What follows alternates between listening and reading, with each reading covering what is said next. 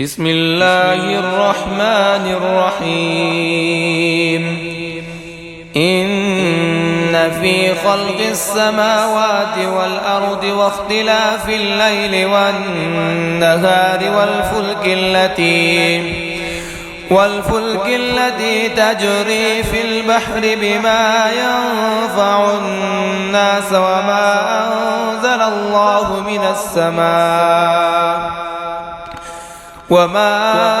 أنزل الله من السماء من ماء فأحيا به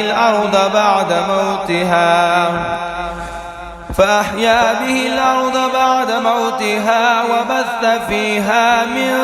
كل دابة وتصريف الرياح والسحاب المسخر بين السماء والأرض لآيات لقوم يعقلون ومن الناس من يتخذ من دون الله أندادا يحبونهم كحب الله والذين آمنوا أشد حبا لله ولو يرى الذين ظلموا إذ يرون العذاب أن القوة لله جميعا وأن الله شديد العذاب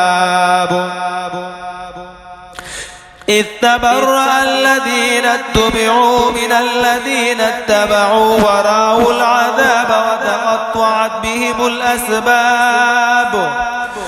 وقال الذين اتبعوا لو أن لنا كرة فنتبرأ منهم كما تبرأوا منا كذلك يريهم الله أعمالهم حسرات عليهم وما هم بخارجين من النار